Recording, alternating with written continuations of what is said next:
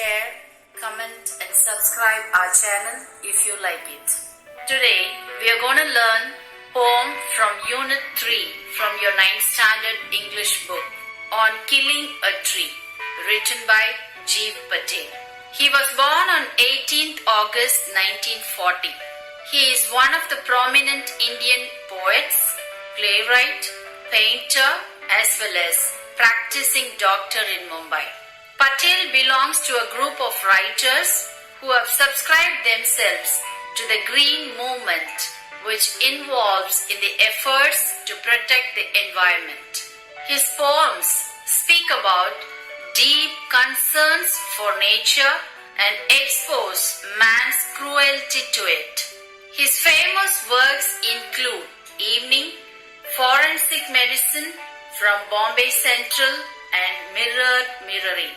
He has also written 3 plays named Princess, Savaska and Mr. Begram. This poem on killing a tree is taken from his poetry collection, Poem, published in 1966. Dear children, trees are the longest living organisms on the planet. A single tree produces approximately 260 pounds of oxygen per year. Over the course of tree's life, a single tree can absorb 1 ton of carbon dioxide. Trees keep our air supply clean, reduce noise pollution, improve water quality, provide food, create shade, and help prevent soil erosion. A study says 15.3 billion trees are cut down every year, but only 5 billion are replanted. And the fact is, life could not exist on Earth without trees because they produce most of the oxygen that humans and wildlife breathe.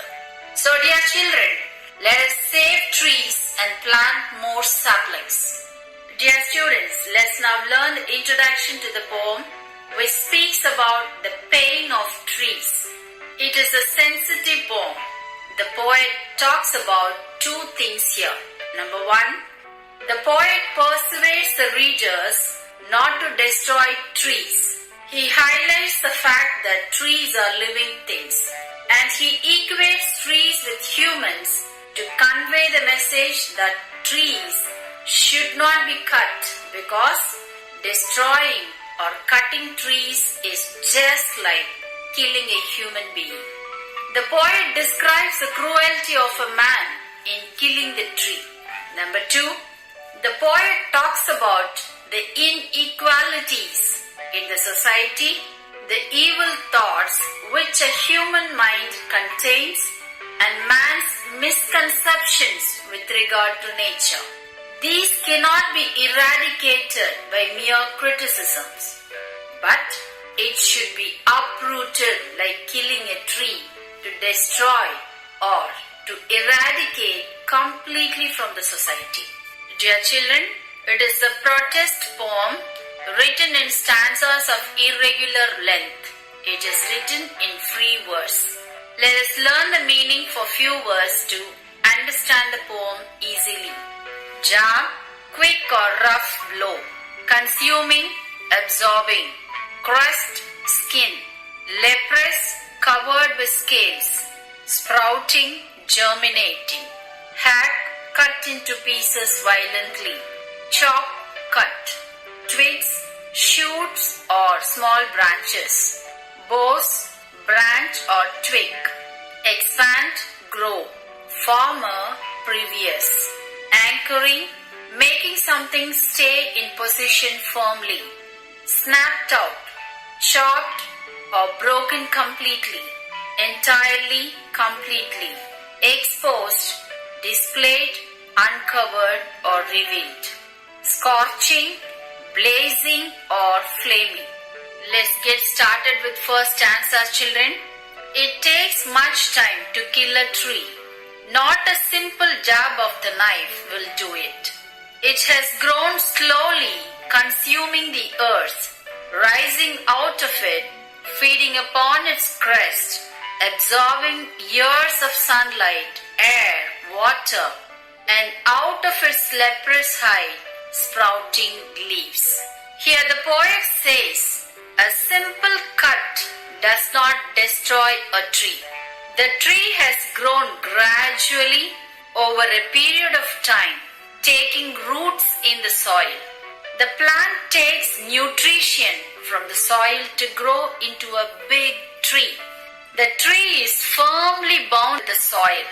It takes years of sunlight, water, and air to grow into a strong trunk and have numerous leaves. Let's go with second stanza. So hack and chop, but this alone won't do it. Not so much pain will do it. The bleeding bark will heal, and from close to the ground will rise curled green twigs, miniature boughs which, if unchecked, will expand again to form a size. Here the poet tells, we humans cut violently and chop the bark of trees into many pieces. But that is not enough or sufficient to destroy the tree. Bark of the tree which is cut gives out sap just like human being bleeds on cutting or hurting. Gradually, the bleeding bark will heal like human, and new branches and twigs will come from there and grow into a tree of previous size. Let's read third stanza. No, the root is to be pulled out, one of the anchoring earth. It is to be roped, tied and pulled out, snapped out or pulled out entirely, out from the earth cave, and the strength of the tree exposed. The source white and wet, the most sensitive, hidden for years inside the earth. In this stanza, the poet says that in order to kill or destroy the tree, the root of the tree should be roped, tied and pulled out, or separated from the earth that supports it. Actually, the root binds the tree with the soil. That is the reason the poet calls the root as the strength and source of the tree. The root of the tree is the life-supporting source. The root is white because it has never been exposed to sunlight, but only hidden inside the earth. The root is wet because it is full of water and other nutrients.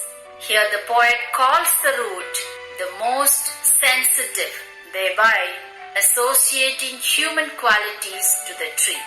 Let's move on to stanza number 4. Then the matter of scorching and chalking in sun and air, browning, hardening, twisting, withering, and then it is done.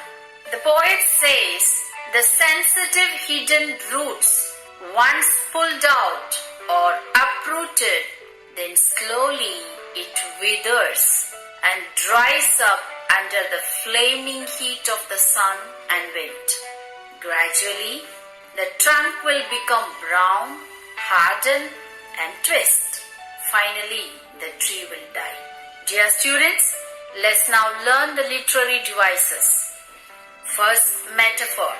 The poet has used the indirect comparison in the line, and out of its leprous hide. Leprous hide, the uneven color and the surface of the trunk of a tree is compared to the skin of a person suffering from leprosy. The bleeding bark will heal. In this line, the sap coming out of the tree where it is cut is compared to the bleeding from the wound or cut in human's body. Let's now move on to alliteration. Alliteration means repetition of a consonant sound in 2 or more words. It takes much time to kill a tree. Here, takes, time, tree, T sounds. The bleeding bark will heal. Bleeding bark, B sound. The source white and wet. White, wet. W sound. Dear students, let's now learn repetition used in the poem. A word or sentence is repeated to make an idea clear and more memorable, or to lay emphasis on it. In this poem, the word pulled out is repeated. Children, rhyming words and rhyme schemes are not used in this poem. The poet has written it in free verse. Dear students, shall we summarize the poem in few words?